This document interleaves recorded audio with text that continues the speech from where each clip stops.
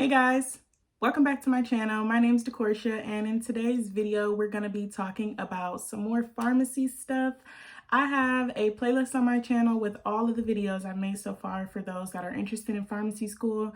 But today's video, we're going to be talking about PCAT essay, personal statement, and the writing sample. So if you are interested, stay tuned. All right, so first things first, the PCAT essay is very similar to the writing sample. The only difference that I remember is that with the PCAT, I think, I could be wrong because it's possible I don't remember, although I took it only in January. It just seems so long ago. I think the PCAT essay, I was just given a question and I had to answer that. With the writing sample, I was given 3 questions that I could choose from and give an answer. But I will say, as long as you include education in whatever question they ask, you will literally blow their minds and they can't fault you. Like, obviously, it's an opinion. You're giving your opinion anyways, but if your opinion includes education, you can't go wrong. Education is the best thing for individuals, for societies, communities.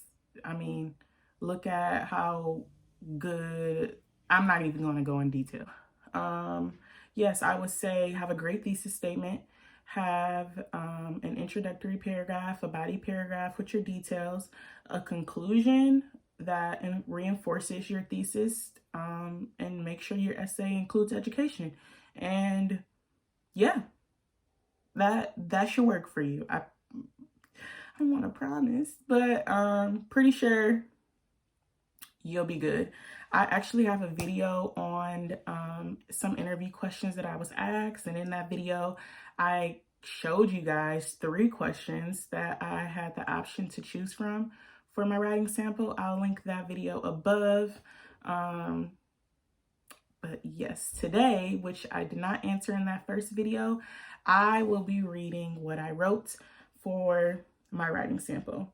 That is the benefit of doing it virtually, that I get to share these little sneak peek details that I wouldn't have been able to do if I had my interview on campus, because I would have had to just turn that in. But now I have the questions that you guys can look at in the other video, and I also have my actual sample.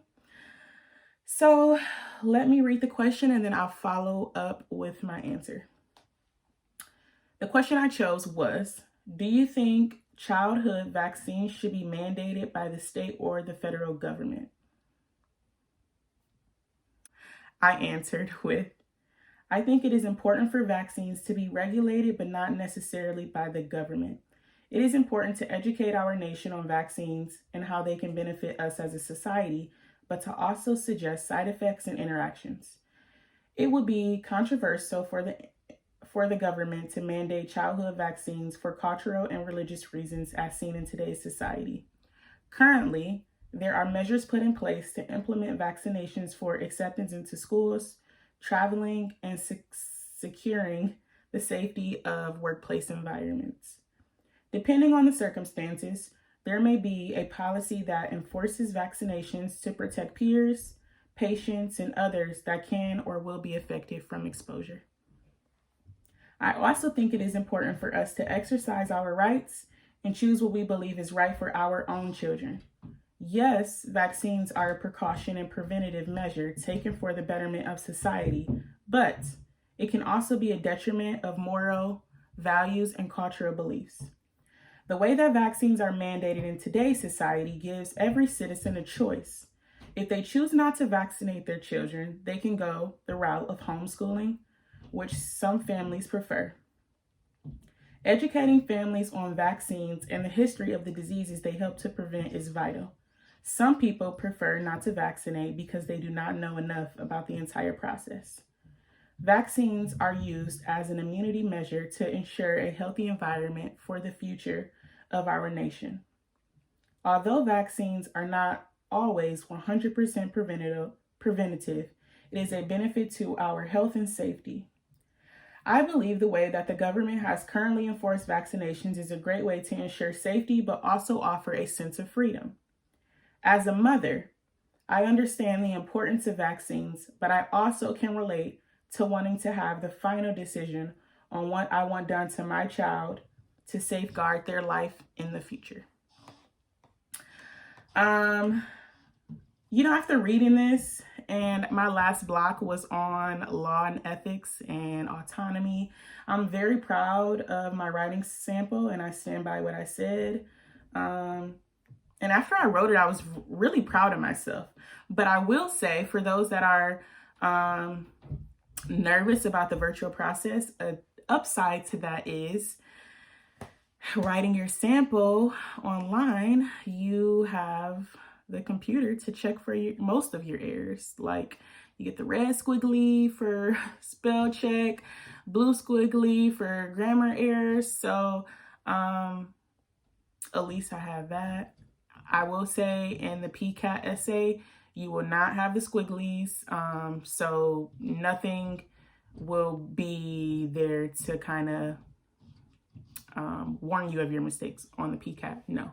And someone actually asked me to do this video way back when I first did that interview video, and I'm sorry it took so long, but I hope this is helpful for whoever is applying for this cycle, and those that are applying now, those that are working on your applications. So next, we can talk about personal statement. This was probably the trickiest.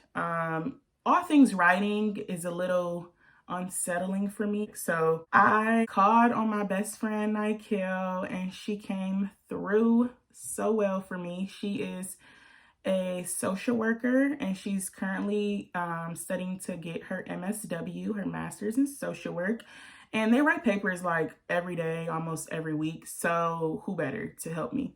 I had her help me. The first thing I asked her was, how should I do this? How do I talk about every part of me without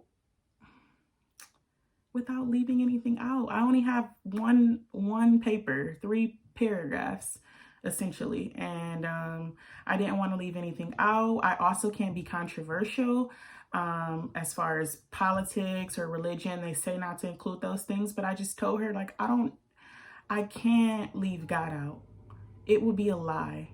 God is the reason for this entire thing to be happening. So for me to leave him out, I couldn't do. And I think that's why it took me so long to write my personal statement, because I was very conflicted. I really felt like if I put him in, I wouldn't get accepted.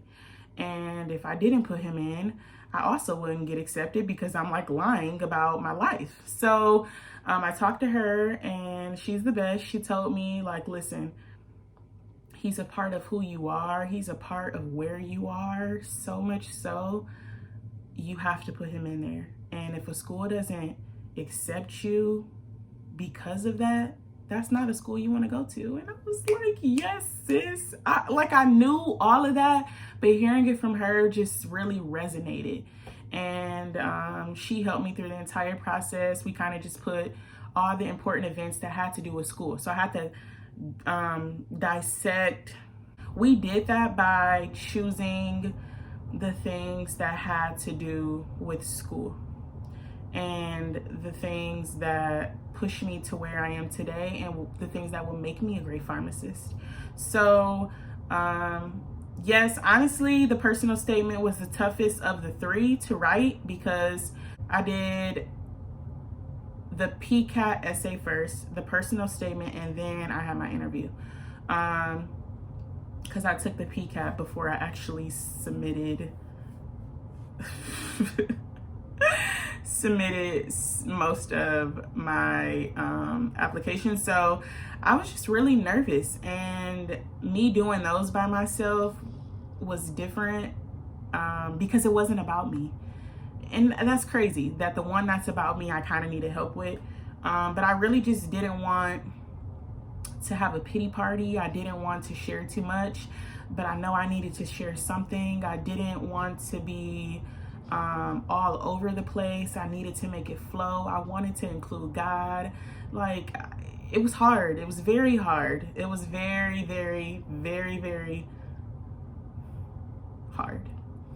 And once I did it, that was the last step of my application process. So once I was done, I just started sending. And I sent it to my family to like peer review, edit, not peer review, but review. Yes, so that was the hardest part for me. So I just would encourage you guys, if you're having a hard time coming up with something for your personal statement, it is normal, I think. I mean, yeah, it was at least that way for me, just because I couldn't really decide what held importance. And it's your life, like everything is important, and everything pushes you to where you are today. So talking about yourself in one page and making yourself pop, making yourself stand out, explaining your grades, explaining why you want to do pharmacy, all in one little paper, very difficult, at least for me. So yes, just be authentic.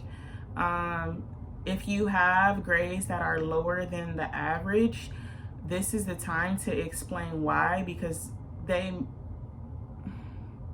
most of the time they'll ask you in your interview if they choose to interview you, but you need to get the interview first, right? So if they're just looking at your grades just from your application, and then you don't explain why the grades look that way, they're gonna boop.